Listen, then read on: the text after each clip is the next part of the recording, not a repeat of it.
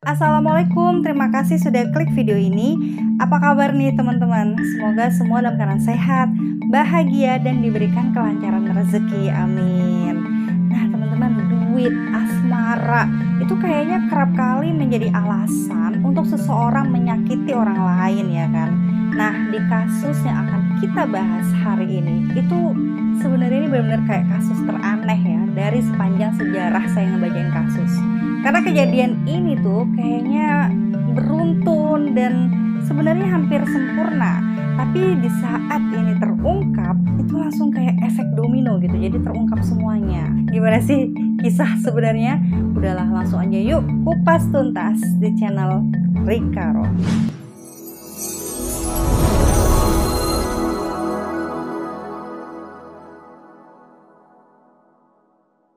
Krisnanda Mega Pratama adalah seorang pria berusia 23 tahun yang tinggal bersama kedua orang tuanya di sebuah rumah 2 tingkat yang berlokasi di Desa Karanggebang, Ponorogo, Jawa Timur. Dia adalah anak pertama dari 3 bersaudara dari pasangan suami istri yang bernama Eko Budianto dan ibunya bernama Lili. Nah, sejak kecil, Mega ini dilahirkan dari keluarga yang bisa dibilang cukup mampu. Dikarenakan memang sang ayah merupakan mantan seorang kepala desa dan ibunya ini seorang ibu rumah tangga gitu. Eko Budianto, sang ayah, ternyata pernah 2 kali terpilih menjadi seorang kepala desa. Namun dikarenakan dia terlibat atas kasus penggelapan uang, akhirnya dia pun dipecat secara tidak hormat dan kala itu sempat masuk bui. Lalu sejak ayahnya Mega ini sudah tidak bekerja, ekonomi keluarga tersebut semakin hari semakin menjadi kekurangan. Apalagi ditambah Mega sang anak tidak sempat memahami ya gimana sulitnya orang tua mencari uang. Nah, singkat cerita, Mega diketahui sudah tumbuh dewasa dan dia menjadi seorang mahasiswa di Universitas Muhammadiyah Ponorogo.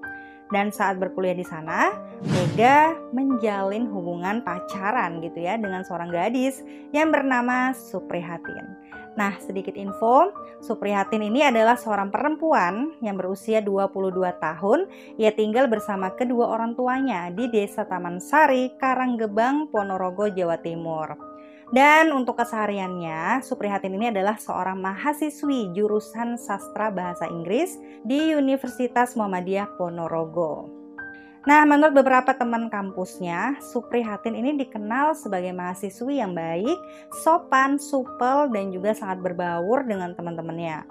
Bahkan beberapa dosen yang mengatakan bahwa Supri ini bukanlah murid yang bermasalah di dalam kampusnya. Mega dan Supri sudah menjalin hubungan sejak lama. Jadi pasangan ini tuh seringkali mengikuti ekskul yang bersamaan gitu ya di saat sudah pulang dari kampus. Nah, Mega seringkali bercerita nih kepada teman-temannya bahwa dia sudah sejak lama selalu diderai banyak persoalan. Baik persoalan ekonomi maupun juga persoalan tentang kehidupan pribadinya. Mendengar curhatannya Mega, temannya pun memberikan saran kepada Mega untuk coba kamu cari pekerjaan sampingan gitu ya, agar bisa memenuhi kebutuhan sehari-hari. Namun saat itu Mega menolak. Dan akhirnya dikarenakan sangat kesulitan dalam segi ekonomi, Mega ini malah memilih untuk berhutang kepada teman-temannya. Sampai akhirnya banyak sekali tempat dia berhutang dan dia menjadi stres saat teman-temannya mulai menagihnya. Tidak terkecuali kekasihnya sendiri nih. Dan gak pernah diduga oleh siapapun nih teman-teman, sang kekasih hatinya mendapatkan kejutan mengerikan di hari itu.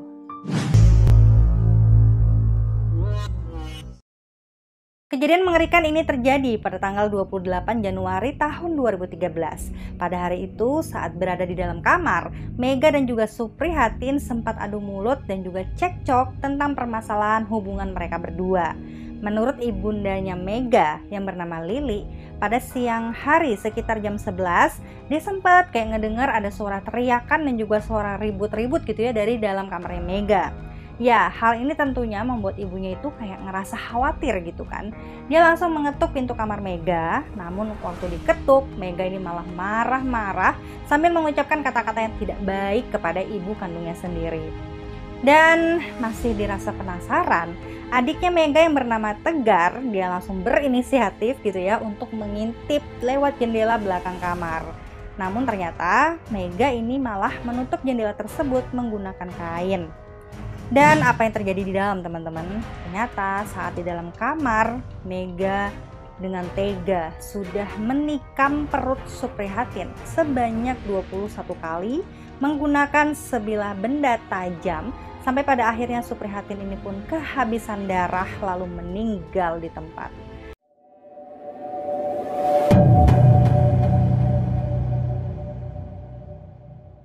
Nah, mengetahui bahwa pacarnya ini sudah tiada, Mega pun akhirnya berencana untuk menguburkan tubuh pacarnya tersebut tepat di bawah kolong kasurnya. Ya, diketahui Mega kemudian pergi ke dalam dapur, lalu dia mengambil ember, sebatang linggis yang berukuran cukup besar, serta adukan semen. Nah, namun dikarenakan ibunya kala itu takut dengan amarahnya sang anak, dia pun kemudian sama sekali tidak menghiraukan perilaku mencurigakan dari anaknya itu. Dan setelah dia kembali ke dalam kamar, dia pun langsung menguburkan tubuhnya Suprihatin dengan cara mengecor seluruh tubuhnya. Setelah dirasa sudah cukup aman, nah keesokan harinya Mega mengatakan kepada keluarganya bahwa Suprihatin ini sudah pulang pada pagi hari di tanggal 29 Januari. Keluarga Mega kala itu sama sekali tidak curiga, bahkan mereka di sana sama sekali tidak mengecek kamar milik anaknya itu. Dan berita menghilangnya Suprihatin ini sudah tersebar luas, teman-teman, sampai kemana-mana. Bahkan keluarga dari pihak Suprihatin pun itu sudah melaporkan kasus orang hilang kepada pihak kepolisian. Namun polisi kala itu masih belum bisa menemukan di mana keberadaannya Suprihatin. Nah, teman-teman, tanpa rasa bersalah sama sekali, hari demi hari pun dilalui oleh Mega sebagai seorang mahasiswa di Universitas Muhammadiyah Ponorogo. Namun setelah kematian sang kekasih, sifat Mega ini tampak semakin hari menjadi semakin buruk. Ya, menurut teman-temannya, kini Mega jadi lebih sering mengkonsumsi barang haram gitu ya, mabuk-mabukan juga. Dan kala itu ayah kandung Mega, yaitu Eko Budianto, sangat merasa kesal dan juga jengkel karena perilaku buruk dari anaknya tersebut. Nah, selain si Mega ini sering pulang larut malam, ternyata dia juga seringkali membawa perempuan yang berbeda-beda ke dalam kamarnya. Bahkan terkadang itu sampai menginap gitu ya. Dan selain itu, keluarga Mega ini pun sering didatangi oleh beberapa teman-temannya Mega yang menagih hutang kepada Mega. Nah, akhirnya dikarenakan tidak kuat dengan perilaku sang anak, ternyata Eko memutuskan untuk melakukan kejahatan kepada Mega, yaitu anak kandungnya sendiri.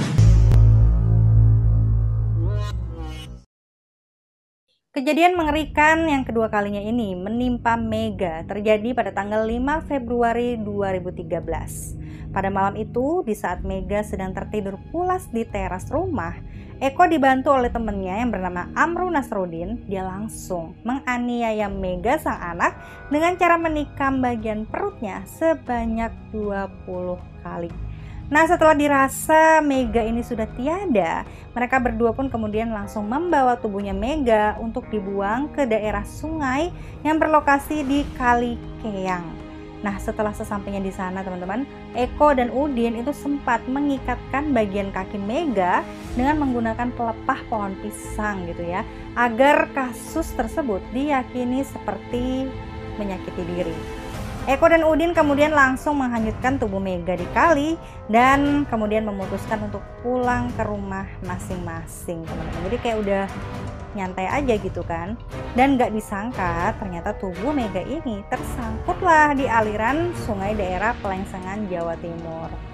Dan keesokan harinya, teman-teman, di tanggal 6 Februari, Eko sang ayah kala itu mulai berpura-pura dia datang ke kantor polisi dan melaporkan tentang kehilangan anaknya.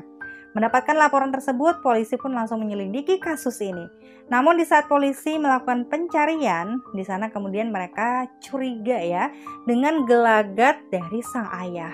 Dikarenakan memang polisi di sana menemukan ada pesan chat dari Eko yang terkirim kepada seseorang 1 hari sebelum Mega dinyatakan hilang. Nah, dirasa ada yang nggak beres gitu ya, petugas kepolisian pun langsung menggeledah seluruh ruangan rumah milik Eko. Namun di saat polisi ini menggeledah kamar Mega, di sana dia menemukan sesuatu hal yang mencurigakan. Ia menemukan adanya bercak darah kering dan sebilah benda tajam yang disembunyikan di bawah kasur Mega. Nah, selain itu, polisi juga di sana menemukan adanya tumpukan semen yang dicor secara kasar gitu ya, atau terburu-buru. Nah, akhirnya dikarenakan penuh kecurigaan, polisi pun langsung membongkar tumpukan cor-coran semen tersebut.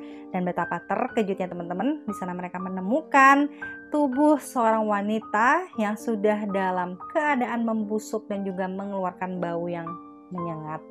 Nah, setelah diselidiki lebih lanjut, ternyata tubuh itu adalah Suprihatin yang dilaporkan menghilang oleh keluarganya pada tanggal 28 Januari 2013. Dan dari penemuan tubuh inilah polisi kemudian menaruh curiga kepada Mega bahwa dialah yang telah melakukannya. Dan kemudian Eko sang ayah pun memberikan kesaksian teman-teman bahwa dialah yang sudah menyakiti Mega anaknya dikarenakan ia takut dan juga kesal ya akan ancaman dari Mega yang terus dilayangkan kepadanya. Dia benar-benar tidak mengetahui siapa sosok tubuh perempuan yang berada di bawah ranjang tersebut. Nah teman-teman, persidangan kasus ini pun dilaksanakan pada tanggal 2 Oktober di tahun 2013 di Pengadilan Negeri Ponorogo, Jawa Timur. Eko Budianto pun akhirnya dinyatakan bersalah atas kasus pembunuhan tidak berencana. Nah, dia pun kemudian mendapatkan vonis hukuman penjara selama kurang lebih 11 tahun. Dan sementara untuk Amru Nasruddin, karena dia sudah dinyatakan bersalah ya atas tindakan membantunya jalan pembunuhan, dia kemudian divonis hukuman penjara selama 8 tahun lamanya. Oke, demikianlah teman-teman kasus yang cukup membagongkan ya menurut saya. Ternyata bukan cinta aja nih yang segitiga teman-teman, kejahatan juga bisa segitiga. Ya, seperti kasus yang sudah kita bahas. Dan gimana nih menurut kalian dengan kasus kita kali ini? Sampaikan di kolom komentar dengan bahasa yang sopan ya. Thanks untuk yang sudah request kasus ini dan semoga video ini informatif. Jangan lupa follow Instagramku ya biar kita bisa berteman lebih dekat. Ingat untuk selalu hati-hati dan waspada. Sampai jumpa di videoku selanjutnya. Bye!